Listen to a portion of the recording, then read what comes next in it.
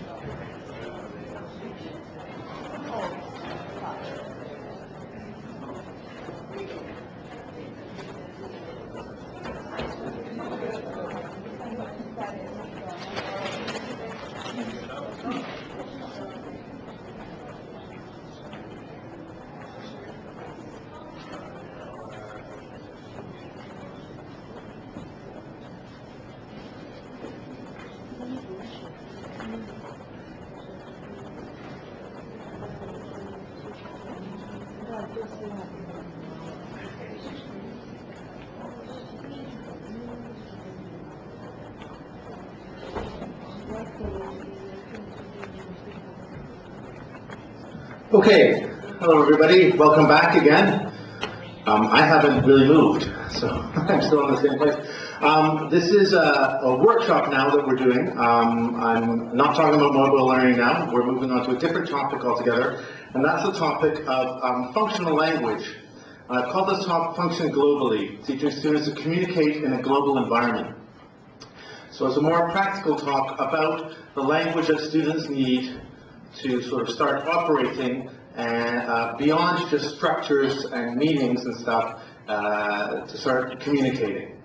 I should also say at this point that this is a talk linked to a book that I wrote, a course called Global, and I would like to give you a free copy of this at the end of the talk. So in a way, instead of calling it Function Globally, I could call it the free book talk. So you are all welcome to get a, oops, it's gone again now. What happened there to the computer? I didn't do anything.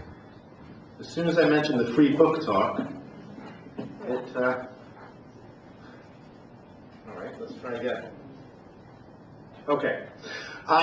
If there's a sheet going around, if you sign up on the sheet, you can pick up a free copy of Global with the e-workbook with all the downloadable materials and videos and so on that I'm going to be showing you a little bit later. So while I will be drawing on material in this, I'm more interested also in the whole area of functional language, which was something that I was working on in a 21st century book and a syllabus that goes along with it that's very much aimed at global communication. And I started, when I started on this process of looking at functional language, I did another thing online. I did a survey online with teachers asking what should students learn right away in English? What's the first things that they should learn? Now, apart from structures, okay, not necessarily structures, but more like phrases, like essential beginner survival English. I'd like you to think a moment, because I often have this thought when I'm traveling in different countries, and what language I feel I needed right away to sort of just get by. Little bits of language. What would I like to be taught first in a foreign language? Can you think about that and then think what you think students should need to know at the very, very beginning? Like the essential, like 6 or 7 phrases just to start. That would probably allow you to function in a minimal way, along with gestures and so on, in English if you were traveling. Let's say if you were traveling to Japan and you only had a little bit of English, they had some English. What would be the things? Okay, think about that, or if you're sitting next to a partner, think of 4 or 5 things that you would think are the essential things. For example, yes is one, or yes and no, okay? What things would you come up with, all right? I'll get you to think about that.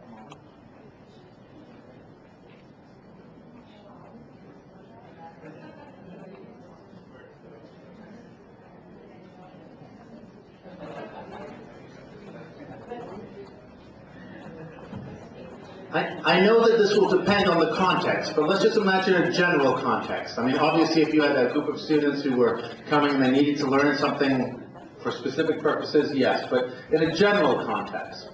Let's have some examples. What things, I should be on the mic. What things come up? What things do you think students should learn right away? I'm going to put out one, yes and no, very important. Thank you, yeah? Thank you is really important. I find that that's the one foreign word that I always want to learn when I go somewhere. And I can use it everywhere. I say thank you for everything, but yeah. Greetings. Greetings, like so hello, yeah? Sorry, yeah? Numbers 1 to 10. Numbers 1 to 10, okay, I'm not thinking more of, yeah, okay, numbers 1 to 10, yeah, all right. Please.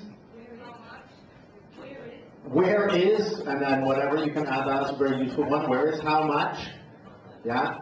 Think of when you've been traveling and you would like to have known. I think often there's things like please, excuse me, sorry, other things.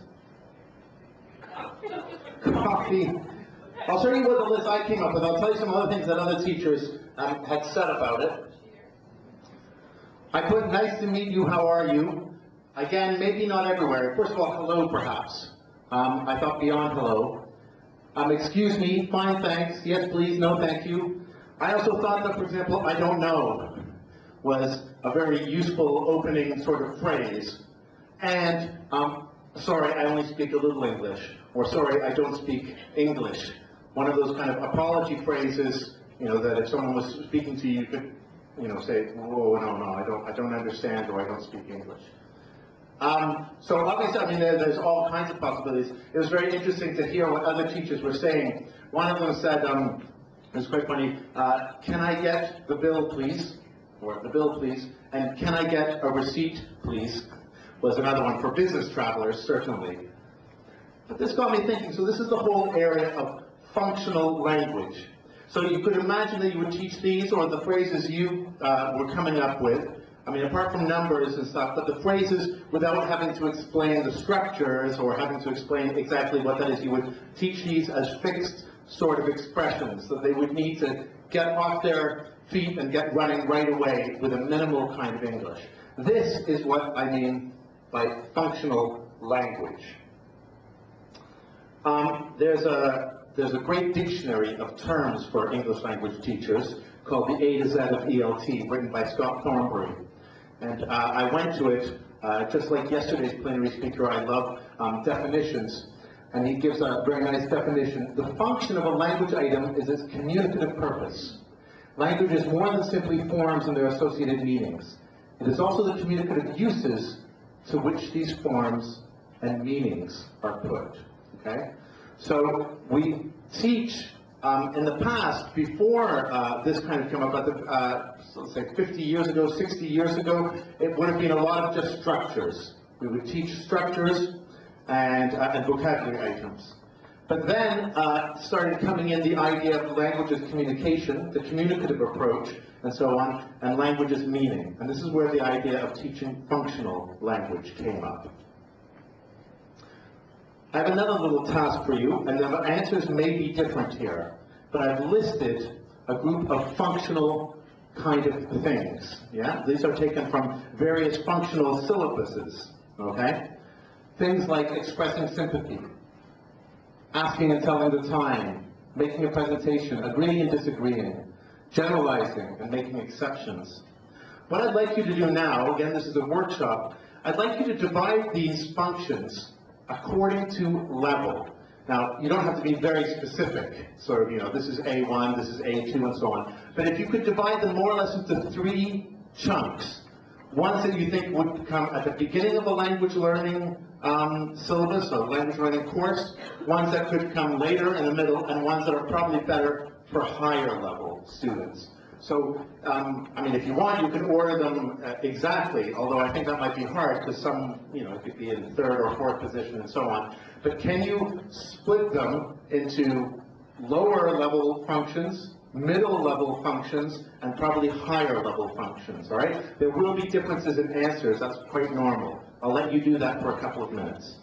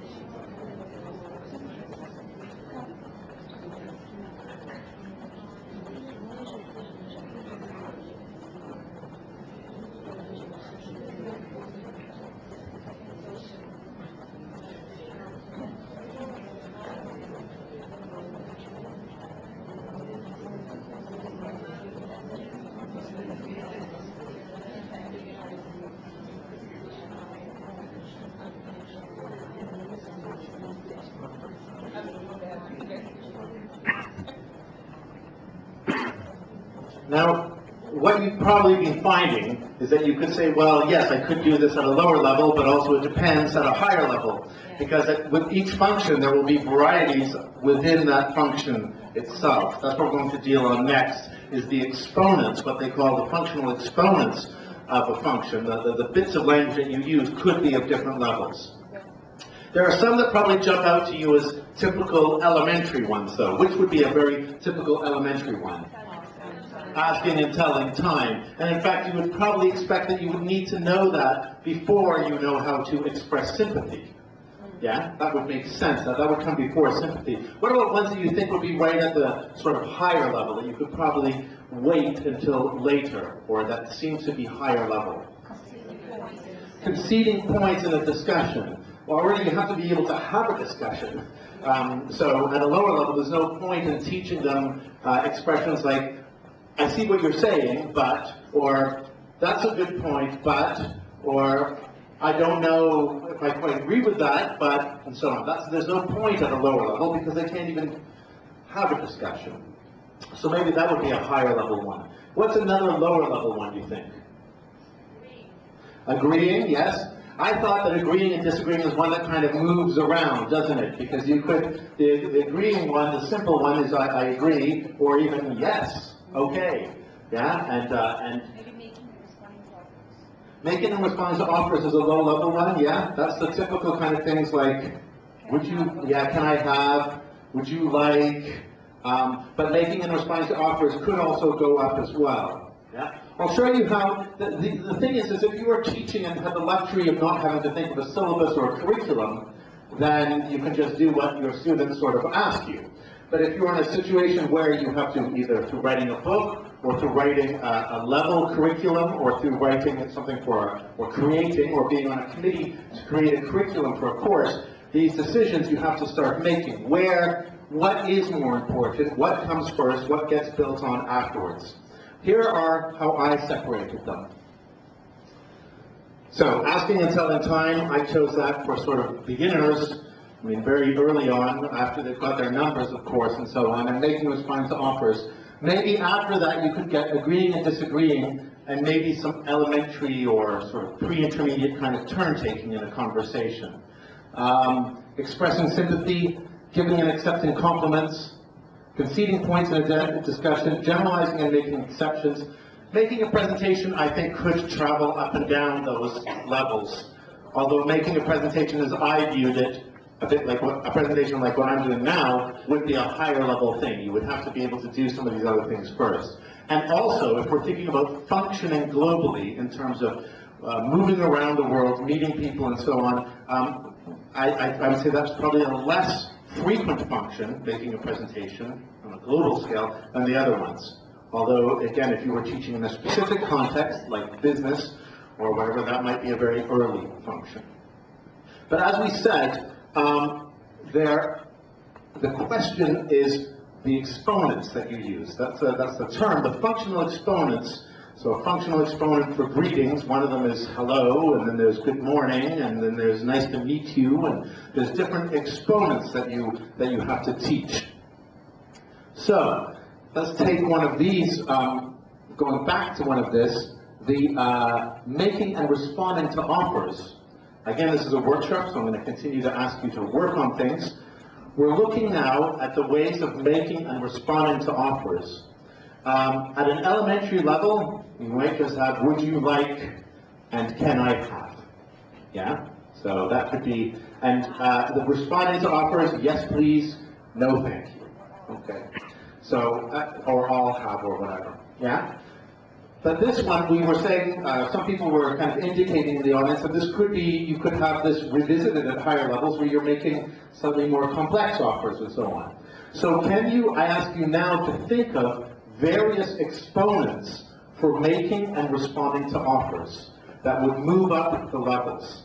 At a very elementary level, as I said, it would be, would you like, and maybe can I have, yes please, no thank you. What other ways could you think of teaching students, once they know that, if they wanted to have a bit more English, of making and responding to offers? Back over to you.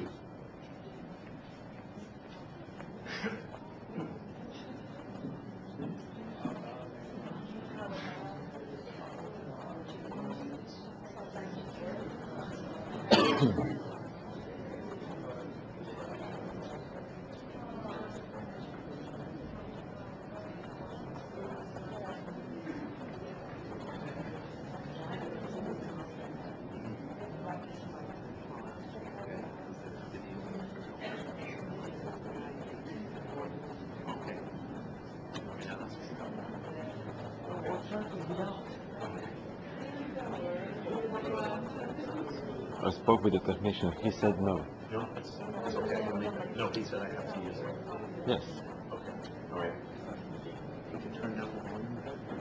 No, I asked him that. Oh, okay. I don't know. For me, it's okay. Okay. I'm going to hold the microphone a little further away. Maybe that's a little bit better? Yeah? Because the technician said they need to have the microphone because they're videoing it. So, examples of making offers, what do people come up with? How about?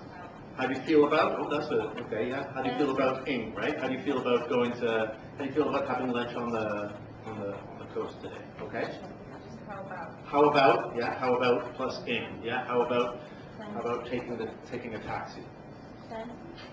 Fancy going to the cinema. Oh, that's an interesting one. I hadn't gone. Fancy going to the cinema. That one to me sounds also a bit British, actually. Fancy going to the cinema.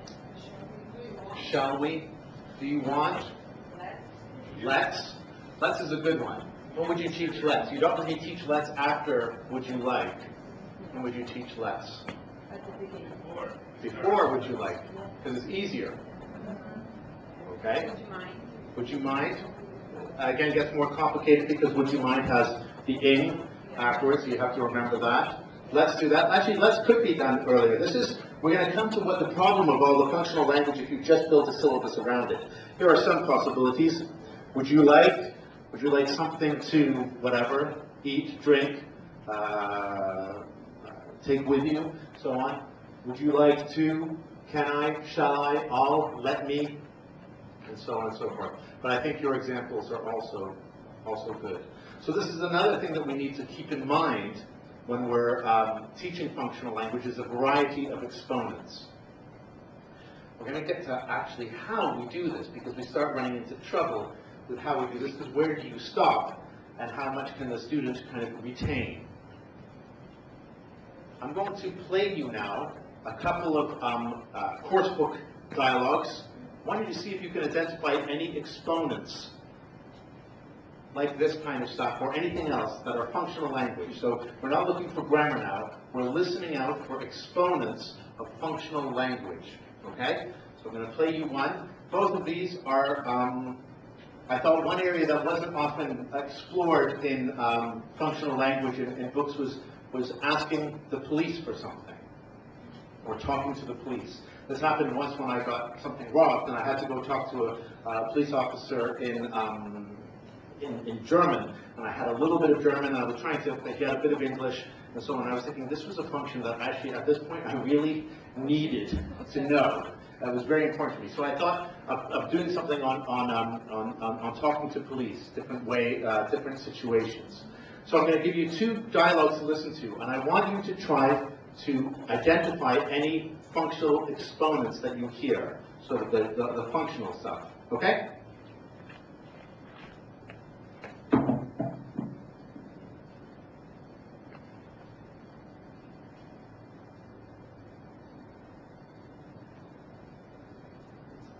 Track 75. Conversation 1. Sorry, just a little interesting side note. I was having dinner with some people last night, and I remember going to my first recording for a course book. The first time that I went and heard the recording, and I was sitting there, and the actors came in, and I heard a girl talking. I thought, I know this girl. And it was that girl who does all the Cambridge exams, all the stuff for different books, and I could just hear her talking. I was like, I know you. I've known you for 15 years because you're on my... She didn't look like anything like I expected her to look. Okay, let's hear the things. Again, you're listening out for the exponents. Excuse me, could you tell me how I get to Oxford Street? Should I take a taxi? No, not at this time of day. The traffic is terrible. The best thing is to go on the Underground. You should take the Victoria line to Oxford Circus. Okay, thank you. What? Watch out for pickpockets on the Underground, though. Be careful with your bag. Oh, right, thank you. You're welcome. Okay, I'll let you hear that little bit again because you're taking notes. Excuse me, could you tell me how I get to Oxford Street? Should I take a taxi? No, not at this time of day. The traffic is terrible. The best thing is to go on the Underground. You should take the Victoria line to Oxford Circus. Okay, thank you. Watch out for pickpockets on the Underground though. Be careful with your bag. Oh, right, thank you. You're welcome.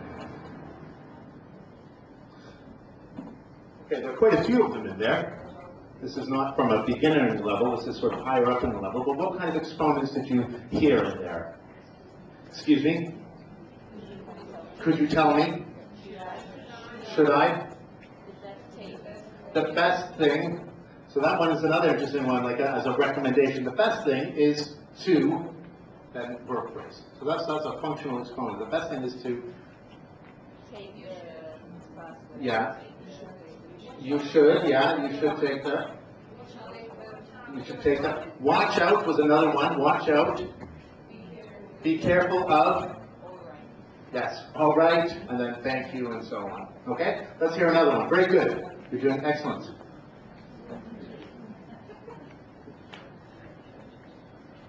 Track 76. There's my friend again. Conversation 2.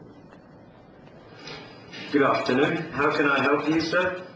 I'd like to report a mugging. They took my mobile and, oh dear. I think you ought to sit down. Here. Is that better? Right. Who mugged you? Two kids. Teenagers, I suppose. A boy and a girl. I was just walking down the street, talking to my wife on the phone, and the boy pushed me, and the girl took my mobile. All right. You'd better fill out a report form. If you come this way, sir, just mind your head there, and take care on the steps. Okay, I'll let you hear it again. I'd like to How can I help you, sir? Good afternoon. How can I help you, sir? I'd like to report a mugging. They took my mobile and, oh dear. I think you ought to sit down. Here. Is that better? Right. Who mugged you? Two kids. Teenagers, I suppose. A boy and a girl. I was just walking down the street, talking to my wife on the phone, and the boy pushed me, and the girl took my mobile. All right. You'd better fill out a report form. If you come this way, sir, just mind your head there, and take care on the steps. What did you get? Okay, well, good afternoon. You got the easy ones at the beginning. How can I help you? Very interesting one, especially if you were teaching people in English who are going to be on the service end of the transaction. How can I help you? I'd like to. Da-da-da. Okay, yeah. You better, yes, you better is very useful. That's a slightly higher level one, isn't it? That's opposed to you should. Yes, mind your head, mind your back, mind your bag. Take care of the steps, take care of the door, take care of the low ceiling, take care of, and so on and so forth. So what were some of the functions then? Well, if these two came from the same lesson, and they do, what are the functions that were coming out in that lesson? What would we be teaching the students? Giving advice? Warnings, I think, as well. There are several warnings. Mind your, take care of, watch out for, be careful of, and so on and so forth. But then there are the short ones also, like here, right, when people... Yeah, the discourse markers, right, okay. You could argue things like I suppose, and things like that could be considered functional as well. Okay.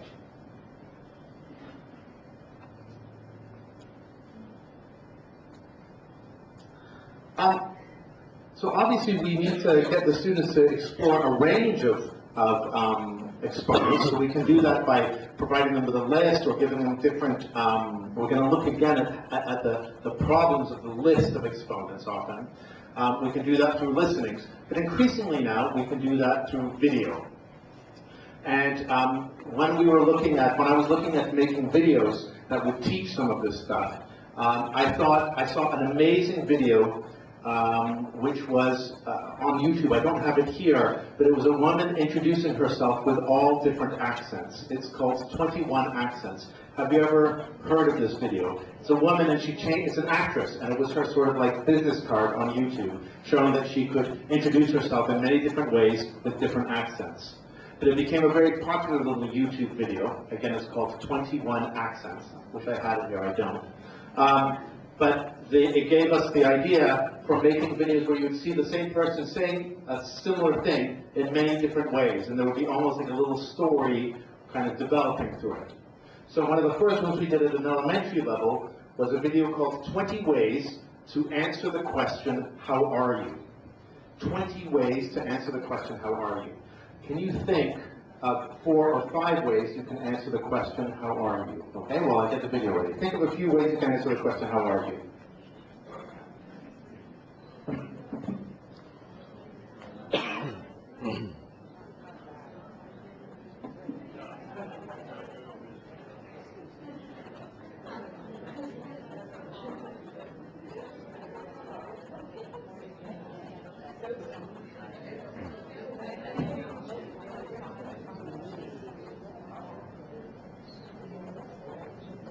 So, how are you? Seen better days. Seen better days. Sleepy, how are you? Don't ask. How are you? Just fine, thanks. How are you? Could be better. Just, how are you? So-so. Excellent. So on. Okay, what we put together was 20, which included some which were perhaps not as frequent, but it made it more of a funny story through it, okay? So we're going to see if you identify any of the ones that you said in here. Here are 20 ways to answer the question, how are you? Some of them are American English as well, so don't be shocked. If one of them you think is wrong, it is in fact standard American English. So, just because I know that some people are going to go, all right? Oh, no, that's that video. Hold on.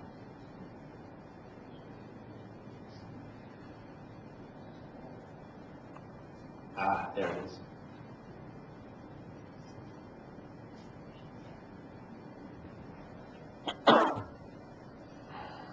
I'm fine, thanks.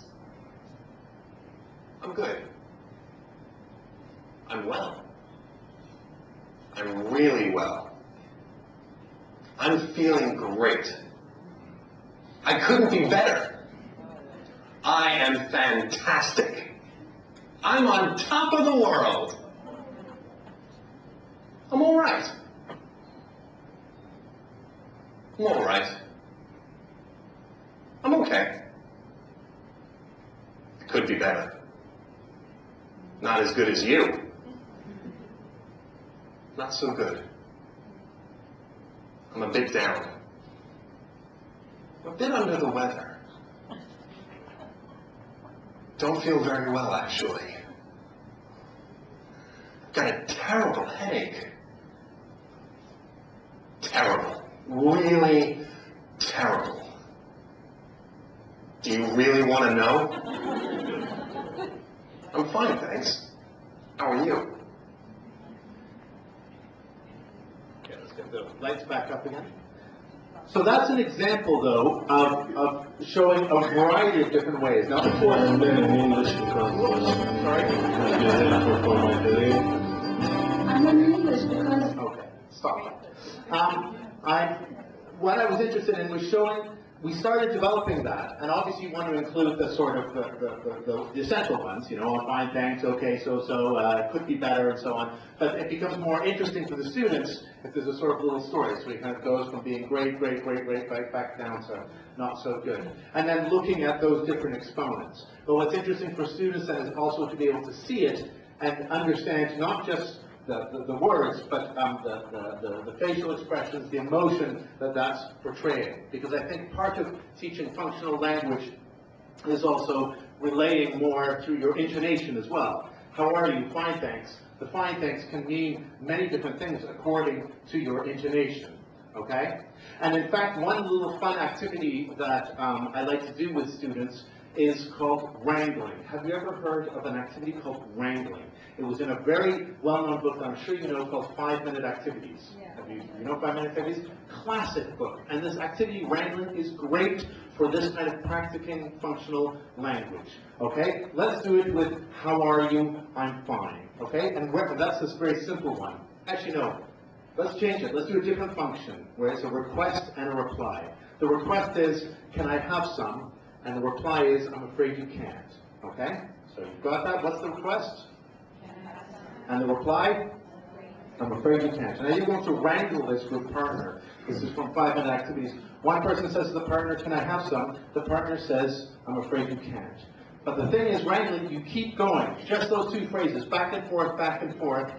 You're almost trying to convince the other person, but you can't use any other words. So you have to keep changing your intonation. You can't add more words or make it more complicated. It's only, can I have some? I'm afraid you can't, okay? And you wrangle it back and forth, okay? So you will find automatically that your intonations will start changing, your gestures might start changing, okay? Try it.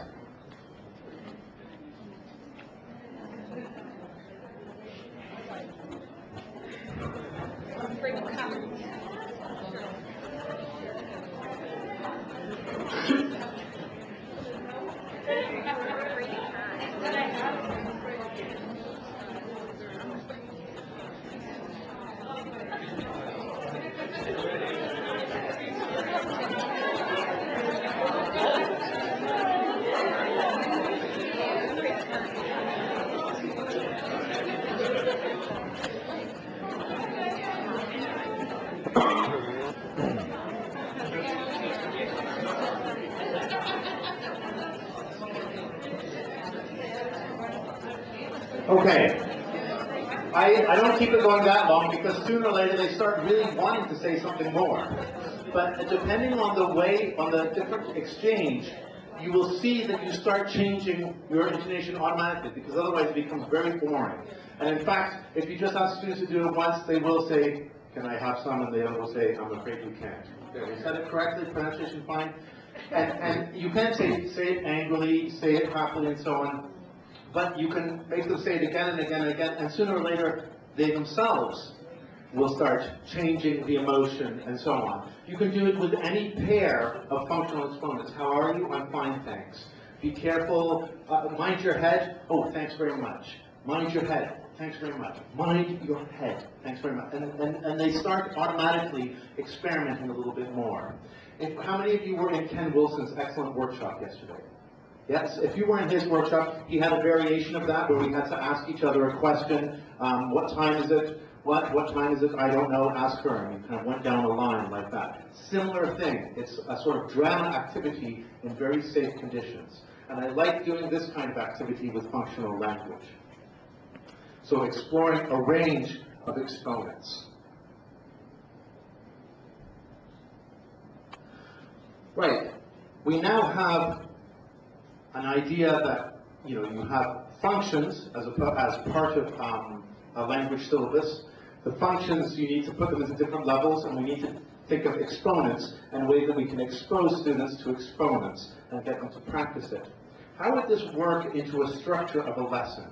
I'm going to give you what is probably now the agreed way of a framework of a functional language lesson, or at least the way that I see it through my writing, but probably you've seen it as well in materials that you're teaching with.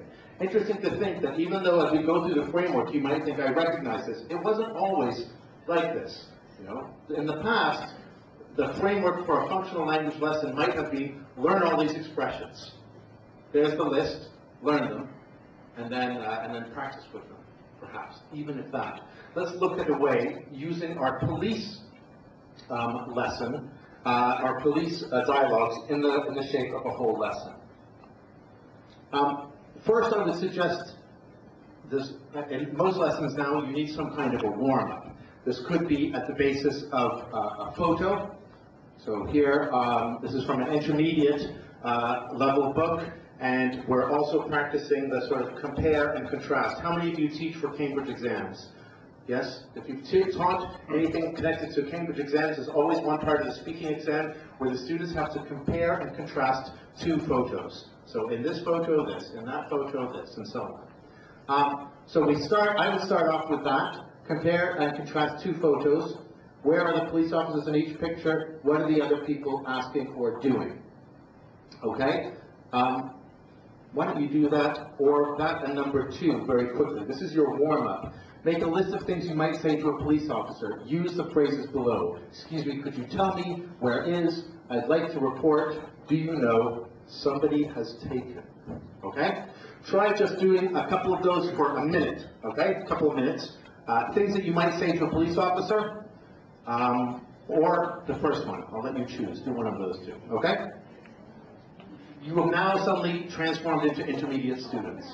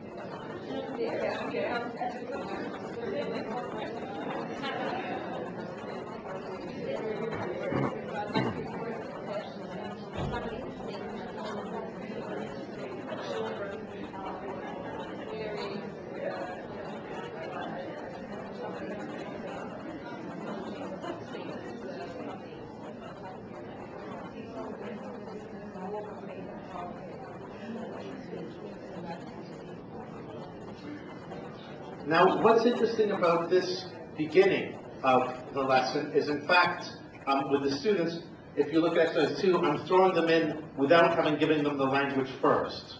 So in this one, I'm almost using a bit of a task-based approach. They're going to brainstorm and try to improvise a conversation with a police officer before we have taught the language that they need to know. So they're going to be using language in whatever way they can, in which case I'm not correcting them here. So this is a way that I like to often do functional lessons, is let them try with what they've got already before we then fine-tune the language. So here, we've kind of warmed up to the topic, what are they talking about?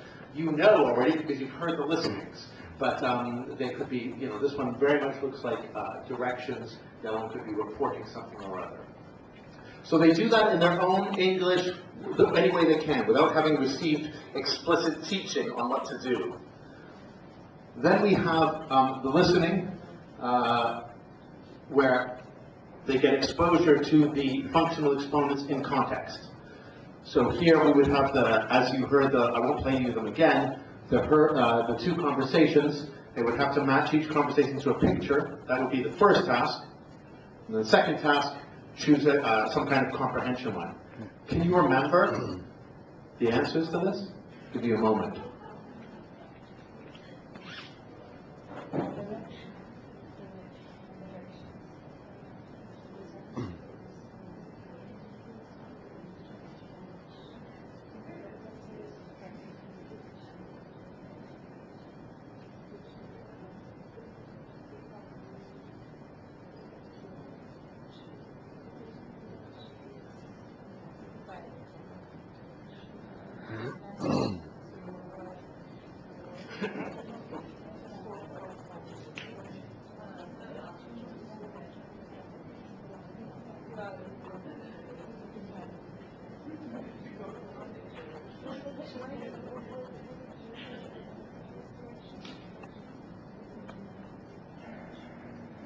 The tourist wanted directions, I think, wasn't it? It was directions, not a photo with the police officer, but that probably would have been quite common in England. The police officer is friendly. This again, we accentuate on the listening, understanding of intonation, and how that can project emotions. Police officer warns the tourist about pickpockets. At the police station, the police officer is sympathetic. The man has lost his phone. The police officer advises him to, to fill out a report form. And then I asked you to identify what the exponents were earlier. I didn't do that with students. This is where I do it with students. I give them, in fact, the exponents, and we have to categorize them. Which four-sentence warn about a problem or danger? Which phrases can you use to give advice? I'll give you a moment to go through those.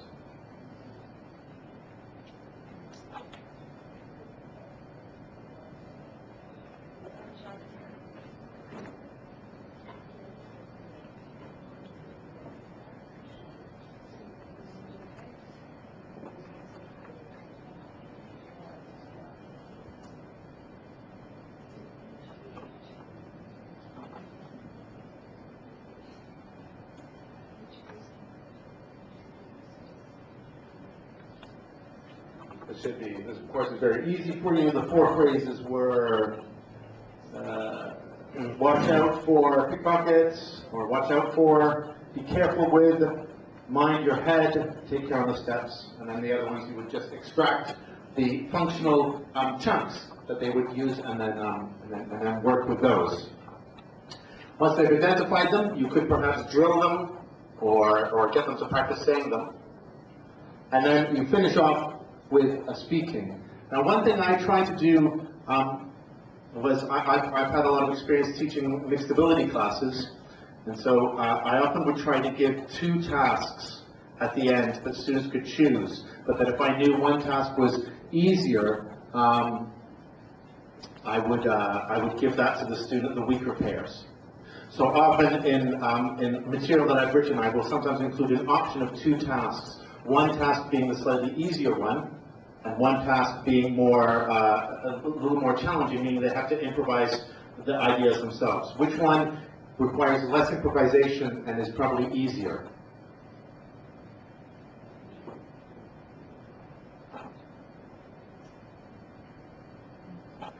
I would almost say A, because they've heard the conversations. They could probably use a lot of the conversation and just kind of repeat that conversation, putting in new stuff. Warning, give your tips about how to travel in your country. Warn them about any possible problems. Might be conceptually a bit easier. Well, it might take a little bit longer, but that would require maybe a whole bunch of new language that they might not have. This other one, the language is still all there for them. So I would often try to include one task which was slightly easier to practice the language, and one task which was a bit more challenging.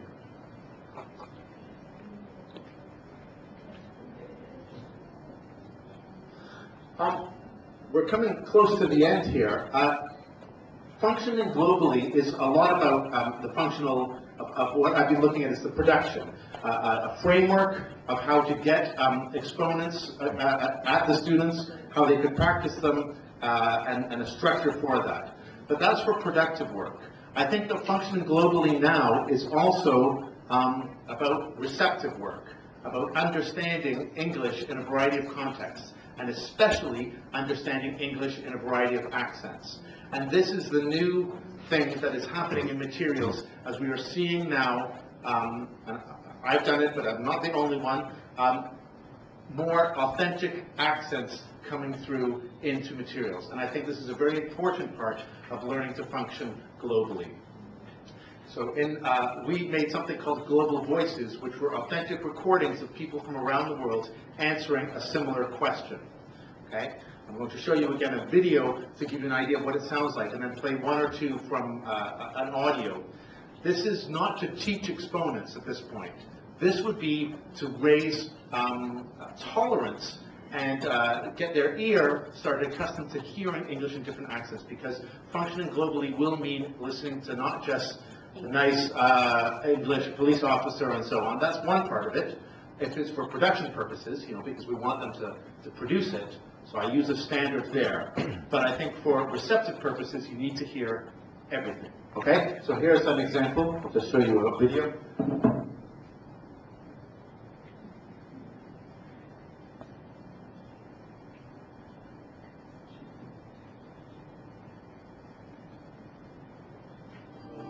learn in English because it would be helpful for my career. I'm learning English because, first of all, I want to be a teacher of English in my country. I would like to work for some companies who work in Canada and USA, and they need really good English skills, and I have to speak English very well and work for them. Well, I believe that English is very important nowadays, as we cannot continue studying without learning English. It's the international language nowadays. I'm learning English because I love it. I love the English culture, the American culture, is music. English is a world language, so we need to study English. It's essential. And personally, I want to be a politician, or I want to be a diplomat, which my father wants. So I think English is the most important thing for a politician or a diplomat.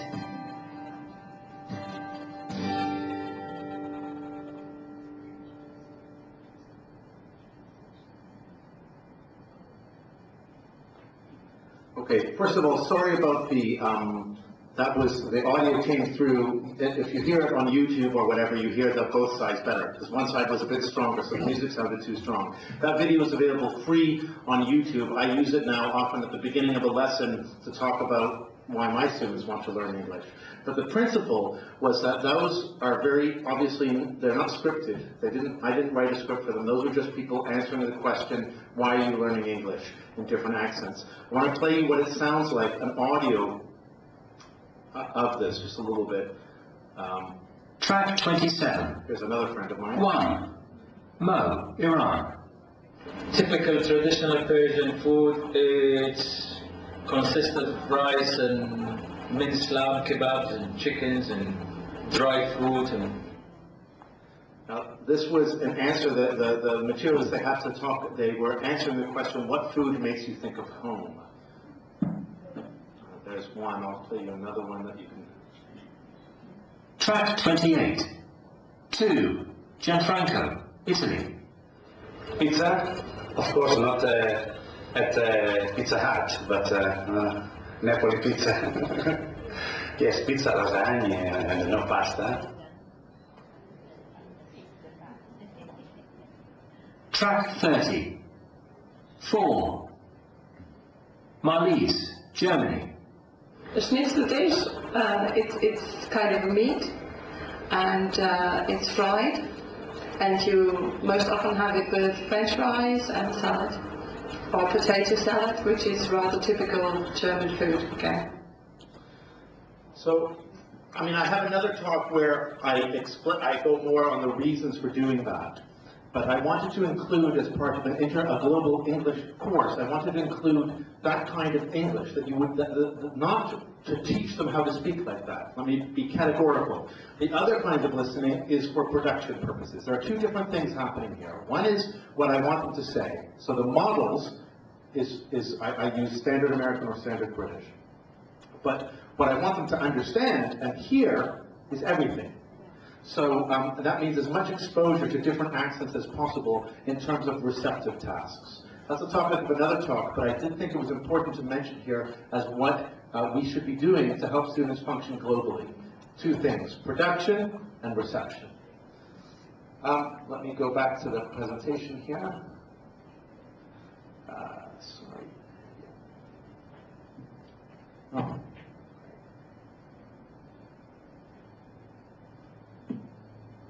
Press the shift and then F5. Functional syllabus. This is, now for those of you who've studied the history of English methodology, or if you've had to do that at university, you may have come across the name of Wilkins, David Wilkins, the functional notional syllabus. I'm sure some of you, that rings a bell. This was in the 1970s, 80s, when the communicative approach was sort of exploding onto the scene, and people were changing the idea of how we would teach language, from teaching structures to go completely the other way, to teach functions. And Wilkins devised the functional notional syllabus. Functions being the things that we were looking at with notions such as numbers, colors, time, and so on. But is it possible still to have just a functional syllabus? Why is it that our course books, our materials, and our courses and syllabuses still have the grammar structure? Again, let's go back where we were before with Scott Thornbury. The purely functional syllabus was relatively short-lived. So even though it was quite revolutionary, the idea of teaching English through functions and communicatively, it didn't last long. It soon became apparent that the criteria for selection and grading of the functions were rather arbitrary. Now, we were doing this at the beginning of the session. I was getting you to select and grade functions. And you found yourselves that it wasn't that easy, right? Well, for example, I had said, would be more higher level than let's, but someone then said, no, let's could be lower level because it's just one item, it's smaller or easier to pronounce. This is what the people writing the functional syllabi found, that the grading and the selection of the functions was a bit arbitrary. And there was always a problem of functional-based courses becoming nothing more than an elaborate list of expressions to remember. At the end of the day, when you were creating a whole course like that, it started to look like a phrase book. Yeah? And that was the problem. And that's why it didn't really catch on so much as it perhaps could have done, because it was very difficult to create a structure in the same way that, for example, a grammar syllabus provides a structure. Or a topic syllabus, which is also what is happening now. If functional syllabuses have survived at all, it is usually as one strand in a multi-layered syllabus. And I think this is what has happened now with modern materials, courses. So I'm talking about materials, but I'm talking also about the courses that you teach in your secondary schools and your universities. They are often now based on a multi-strand syllabus. You have a grammar strand, a vocabulary strand, so on, and functional language is one part of that strand. One strand of that whole syllabus. Just to tell you then how we did it in Global, the functional language, how that all works in Global, we included it as a strand at the end of every lesson. There would be a function globally lesson. So let's say during the course of a unit, not every lesson, every unit, at the end of the unit there would be a whole lesson just like the one you saw. The notes for those were generic notes, because often the lessons took the same form. A warm-up with a pre-task of them practicing the language that they knew, focusing then on the language in context, focusing on the expressions with different drilling type activities, followed by a freer practice. Also, I was very interested in doing kind of fun videos to explore different levels of exponents and so on. Downloadable audio phrase banks, I'm going to give you all of this here afterwards, and authentic listening exercises with world accents to work on the other element, on the receptive skills. To finish, before I say thank you, I'm going to finish with a final little video. We saw 20 ways how to answer the question, how are you? I want to show you now lots of different ways to say goodbye in English, okay? So we're going to finish with that.